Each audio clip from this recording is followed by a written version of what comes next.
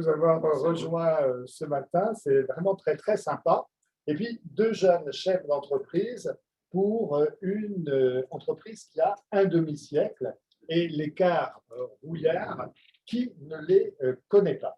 Donc, vous avez repris l'entreprise. Alors, je me tourne vers l'un, vers l'autre. Vous prenez la parole l'un ou l'autre. Regardez la caméra, comme ça sera largement aussi sympa pour celles et ceux qui sont en face de nous. Donc, nous raconter l'entreprise quinquagénaire, une véritable histoire de famille. Donc, nous dire de quand date cette entreprise, depuis quand vous l'avez reprise, et puis quel est votre parcours, vous, pour vous trouver aujourd'hui à la tête d'une telle entreprise. Et pendant que vous parlez, je crois que Amanda diffuse quelques documents, il me semble. Amanda, toujours aux commandes. Ça va sans dire.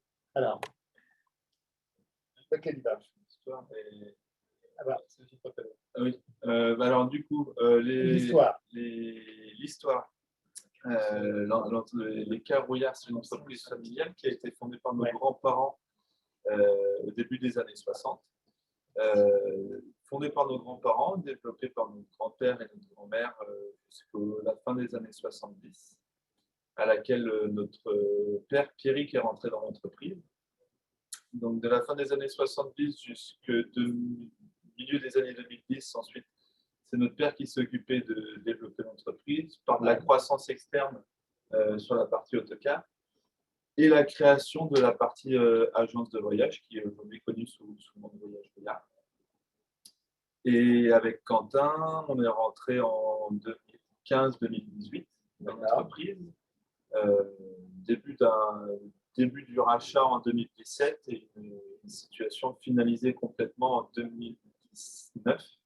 Avec tout récent, avec la fin du rachat de l'entreprise et la prise de direction proprement dit dans les entreprises de car et de voyage. D'accord. Alors, justement, les deux frères avec des formations de mémoire convergentes et complémentaires. Quentin, vous Alors moi, j'ai fait une fac d'économie à Rennes, la fac qui est Place Hoche, pour ceux qui connaissent bien Rennes.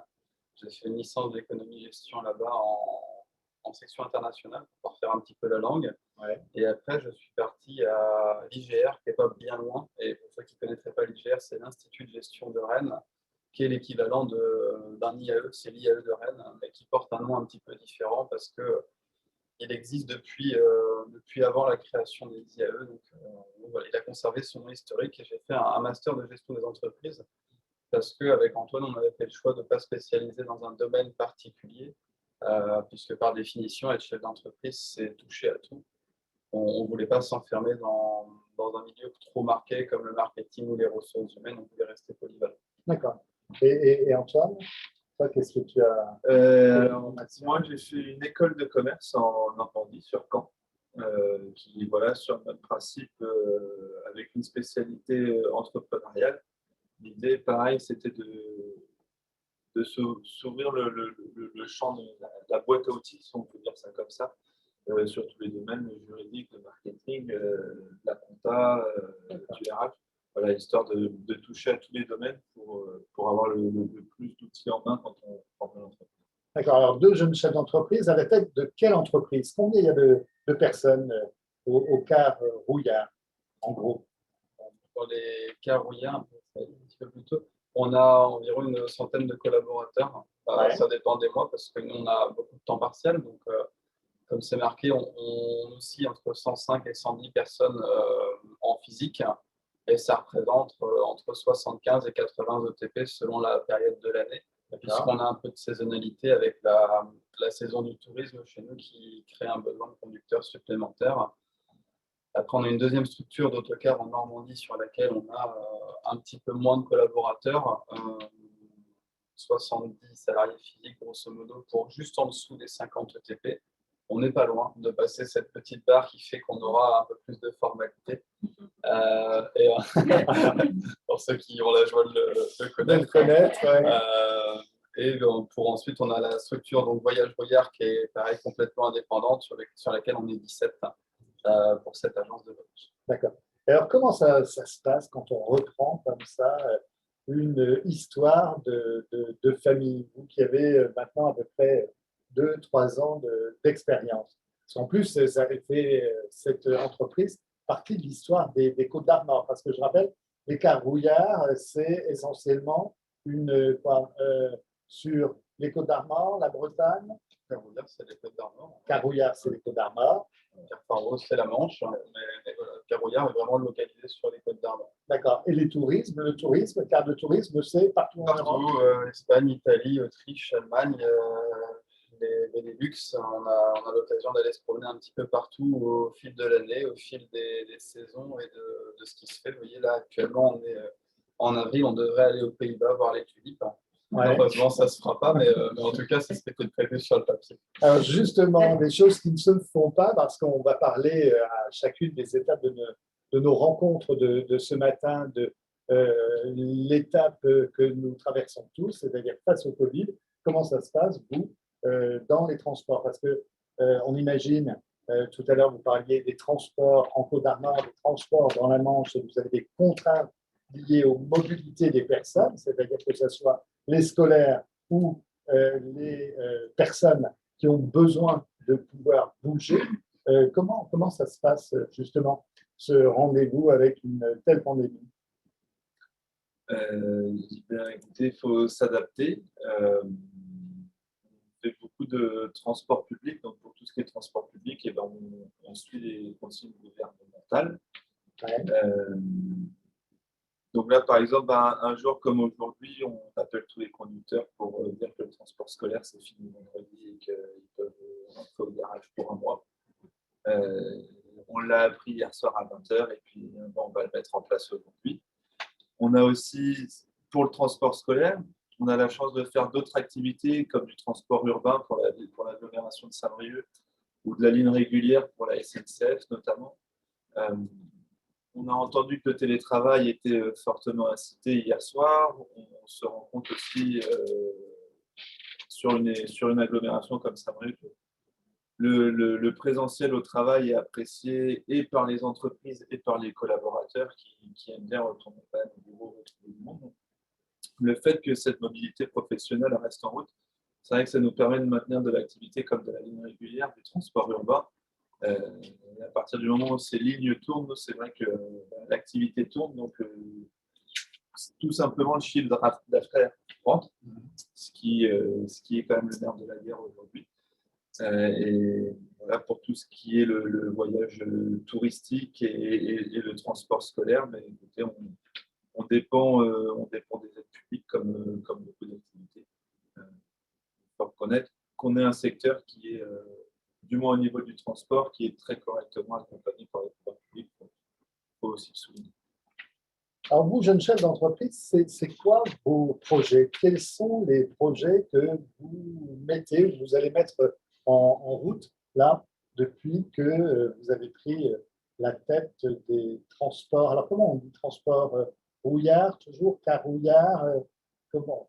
On utilise les noms commerciaux des sociétés Carré Voyage Rouillard. Carré Voyage Rouillard. C'est souvent comme ça, mais les projets sont un petit peu différents selon la structure, effectivement, parce qu'on ne raisonne pas pareil sur du transport que sur du tourisme. Bien sûr, ouais. Mais je crois qu'on a envie d'apporter notre patte au management de l'entreprise, puisque forcément, on est jeune, on a envie qu'il y ait notre touche au sein des effectifs, au sein du fonctionnement de l'entreprise. C'est pour ça qu'on se lance dans des démarches un peu plus structurantes en interne, notamment, je pense rapidement sur la labellisation RSE, du moins le début de la démarche de la labellisation RSE, parce qu'on sait que ça va s'étaler sur plusieurs années. Et puis après, on va essayer d'innover en répondant à de nouveaux marchés, puisque la mobilité, ce n'est pas que de l'autocar, ça se développe de plus en plus avec notamment les mobilités douces ou d'autres types de mobilité. Donc, on va essayer de se développer un petit peu sur ces différents secteurs. Et justement, beaucoup d'exigences en termes de transition énergétique, transition écologique. Vous avez à répondre à des marchés différents aujourd'hui, des exigences différentes? Alors, les marchés restent les mêmes, ça reste les transports scolaires ou lignes régulières, mais effectivement, les exigences des autorités organisatrices et des pouvoirs publics évoluent progressivement. Et Aujourd'hui, chose qu'on n'avait pas il y a encore quelques années, on observe généralement 5 ou 10% de la notation qui est en rapport avec le développement durable, plus une portion de la notation qui est mise sur la qualité du parc de véhicules proposés. Donc au final, on se retrouve avec entre 5 et 15% des notes qui sont vraiment liées à la partie verte de ce que peut proposer une entreprise. Donc ça force effectivement tout le secteur à aller vers quelque chose de plus vertueux en termes d'énergie, même si voilà, les solutions énergétiques, il faut aussi qu'elles s'adaptent au fil de notre avancée. Alors vous, les plus grands projets là, actuellement, vous avez des acquisitions particulières justement en termes de véhicules ou Alors, en termes de véhicules, pour l'instant, non, puisque, comme Quentin l'expliquait, on dépend des contrats publics et donc tout dépend le cahier des charges qui nous est demandé. Donc, on doit répondre à un cahier des charges pour répondre à un marché. Aujourd'hui, on n'a pas eu l'occasion d'avoir des véhicules, que ce soit électrique ou gaz. Par contre, il y a des alternatives qui se présentent pour verdir, et notamment des choses comme des biocarburants qui permettent aujourd'hui de maintenir une flotte autocar sans avoir de rupture dans l'exploitation, donc d'optimiser les véhicules sur toute leur durée de vie, ce qui est aujourd'hui important. Et pour autant, ça permet de limiter les émissions de CO2 et de particules fines. Ce qui aujourd'hui, dans l'écologie, en tant que transporteur et consommateur de gasoil, ce qui est presque un gros mot aujourd'hui, avoir cette opportunité de continuer d'utiliser les véhicules, donc d'optimiser leur durée de vie, ce qui est aussi un aspect écologique, puisque mettre au rebut des véhicules qui ont 5 ans, ce serait une hérésie totale. Ça permet quand même aujourd'hui de maintenir ces véhicules sur la durée de vie industrielle qui était prévue, tout en ayant une réduction des émissions. D'accord. Alors, comme vous le savez, à chaque rencontre ou à chaque café confiné, je demande à nos invités qui veulent bien jouer le jeu de nous donner leur message, c'est-à-dire le truc qu'impérativement ils veulent vous dire ce matin. Et puis, comme la dernière fois, j'avais demandé à celles et ceux qui nous avaient rejoints de trouver un mot un peu étrange à glisser dans leurs commentaires. En revanche, ce matin, j'ai demandé à chacun, comme on est le 1er avril, ce n'est pas très original, alors c'est sympa de nous faire part de leur poisson d'avril idéal. Donc, Antoine et Quentin, je pense que vous avez bien réfléchi à tout ça. D'abord, le message des messages. Qu'est-ce que vous avez envie de dire l'un ou l'autre, ou l'un et l'autre, ou l'un avec l'autre, aux chefs d'entreprise qui nous ont rejoints? Ils sont combien là, Amanda, maintenant? 250 000 C'est ça, oui, à peu près. Oui. Ouais. Un tout petit peu moins. 15, D'accord. Bon. Alors, ce qu'on peut leur dire, ce qu'on souhaite leur dire, si en restant sur notre secteur d'activité, le transport, mais surtout le voyage, forcément, le discours qu'on a entendu hier soir n'est pas réjouissant pour beaucoup de métiers, encore moins pour les métiers du tourisme, et j'inclus les hôteliers, les restaurateurs dans la boucle. On peut essayer de voir le verre à moitié plein, d'être optimiste et de voir l'ouverture que notre président a fait sur le mois de mai, le mois de juin, sur les terrasses, la culture, les restaurants.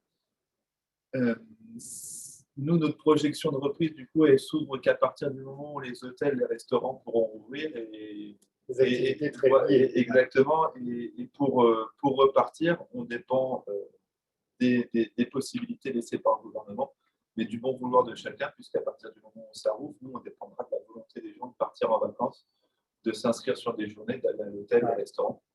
Donc, on compte vraiment sur tout le monde, puisque c'est cette solidarité économique et cette volonté d'aider les entreprises à repartir qui fera la différence pour tout notre secteur d'activité, le tourisme au sens large, le tourisme réceptif au sens large. Et on imagine tous d'ailleurs qu'on a un peu hâte, qui d'aller justement au restaurant, qui de se déplacer, d'aller découvrir ce que vous pouvez proposer de découvrir. Donc, est-ce que vous avez envie d'ajouter un mot à ce que l'autre frère William a dit. Non, voyager dès que possible, c'est bon pour la santé, c'est bon pour le moral et c'est sympa pour nous. C'est vrai, Voilà. c'est en termes d'ouverture. Alors maintenant, votre poisson d'avril, vous en avez un chacun ou vous avez toujours fait des poissons d'avril quand vous étiez petit en commun? Non, bah, j'avoue que le poisson d'avril, j'aurais aimé que le discours de notre président d'hier soit un poisson d'avril. Puisque, comme notre collègue hôtelier, ça fait un an qu'on est vraiment un peu la tête dans le seau sur la partie tourisme. Et il y a un mois, on nous disait qu'à la mi-avril, on recommencerait à recouvrer la vie normale. Et puis bah, hier soir, on nous a dit que c'était vraiment un poisson d'avril et qu'il fallait attendre sans doute un mois de plus. Ok, ça c'est un drôle de poisson d'avril. Quelque chose à ajouter? Non, rien de mieux parce que voilà, c'est vrai que le discours d'hier, quand même, on en rigole ce matin, mais va avoir des conséquences pas très marrantes sur le mois et demi, les 2 mois à venir pour nous, qui était le gros de la saison touristique. Donc, si ça pouvait être un poisson d'avril, j'en serais très content, mais je suis un peu sceptique. Bien, merci à vous deux. Merci, un dernier bien. mot à ajouter? Envie de dire un petit mot avant de nous quitter ou de quitter les lieux? En tous les cas, nous, on est ravis que vous ayez accepté de venir ce matin. Juste dire que donc, les agences de voyage, quand elles pourront rouvrir, et même quand elles sont physiquement fermées, on est en train d'essayer d'innover et on met en place une prise de rendez-vous informatique avec la possibilité de faire des rendez-vous avec votre conseillère de voyage, que ce soit par téléphone ou en visioconférence. Ça vous permet de faire ça de chez vous, de votre bureau en pause déjeuner, des choses comme ça. L'idée, c'est de vous permettre de prendre des renseignements sur le voyage sans aller vous physiquement à l'agence de voyage. Donc, voilà. Une possibilité de plus qui s'offre à vous pour planifier vos vacances à partir de la mi-mai. Parfait. Bien, on a bien entendu. Merci à vous pour l'accueil et puis bon courage à tous ceux qui sont impactés. Voilà. Merci beaucoup. Je crois qu'on peut les applaudir. On va les applaudir ici en interne.